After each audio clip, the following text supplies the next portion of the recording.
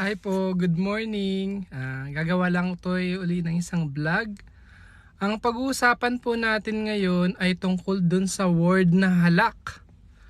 Lagi po kasi yan tinatanong, ano ba yung halak, Doc? Napakasimpleng tanong ng halak, pero yan po kasi ang daming considerations dyan. Hindi siya simpleng tanong na madali lang sagutin. Marami din po yan dapat pag-usapan tungkol dyan sa halak. Ang halak po kasi by definition, kapag ka-research nyo yan, meron yung definition about halak sa Hebrew.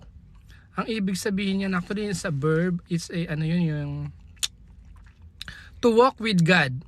Tapos yung isang definition na applicable, yung root word na halak actually, it refers to the throat or windpipe. Yan, yun dito po. Yan, kaya halak. Kaya siguro, sa ano ko yun sa chine-check ko kasi sa English dictionary at saka dun sa index ng libro namin. Siyempre wala po kayo maririnig na halak. Dun sa Nelson Pedia namin na libro na latest yung 22nd edition, sa page 1002 nandun yung lang assessment. Pwede nyo pong i-review dun, mga friends ko na Pedia dyan, ano.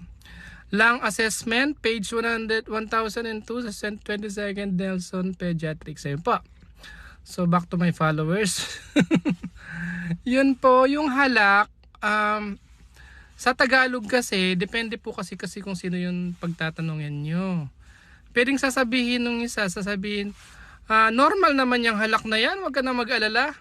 Yung isa naman, sasabihin, huy, yung halak na yan, nakakatakot yan, wag mong inaano-ano yan, medyo magbigay ka ng special attention dyan sa halak. So yung isa, positive, yung isa negative, no? Pero yung halak kasi, dun sa normal na halak na sinasabi po kasi, usually sasabihin yung mga nag-overfeeding, yung gatas na nandun sa may larynx.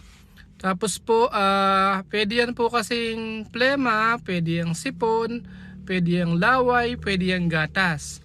Kapag ka sa ilong po kasi, yung ibang mga bata, pag sa ilong lang yung halak na pinanggagalingan, parang nagbabara lang po yung ilong. Saline drops lang po yung binibigay doon. Yun kapag ka yung lungs niya ay clear. Tapos dito lang po yun nanggagaling. So, bakit yung ibang halak, Doc, napapaubo? Kasi doon sa larynx po, meron tayo dyan mga receptors, yung sa coughing reflex, na namamarites papunta sa brain, yung sa medulla oblongata. Yung sa cough reflex po. So, automatic yun.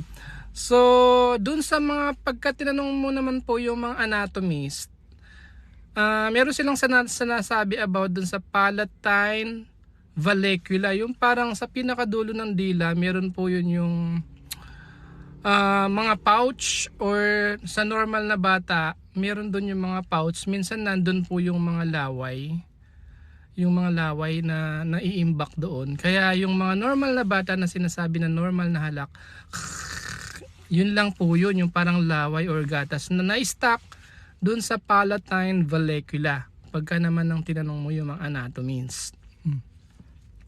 Pag naman po yung mga nakakatakot na halak, yun yung tipong halimbawa po meron na siyang lagnat. Yung baby may lagnat. Tapos may ubo na siya. Tapos may retractions. Yun po yung paglubog ng muscle dun sa pagitan ng mga buto. Sa ribs, nakikita mo na yung ribs niya. So may retractions na siya. Tapos ano pa, yun, wala na naman ako. Yung oxygenation, syempre wala naman po tayong pulse oximeter sa bahay. Ang bata pagkakulang sa oxygen, parang inaantok, walang matamlay, ganon siya. Tapos yung may grunting sound, di po ba? Yung grunting sound. So, yun yung kailangan mo pumunta na siyempre sa pediatrician. Oh. Tapos meron pa yung ano ba yun? Takip niya, oxygenation. Yun nga. Kailangan mo pumunta na sa pedia. Kasi titignan po ng mga pediatrician kasi yun kung yun ba ay ronchi, rals, grunting o wheezes. Kailangan kasi talaga pakinggan nung pediatrician yung likod ng anak mo. So yun yung sinasabi nila na delikado na halak na kasi baka nasa baga na po. O sige po, binilisan ko na para maging maiksi po yung vlog. Pero ang dami pa po sanang gusto ko sabihin. Ha, bye bye po.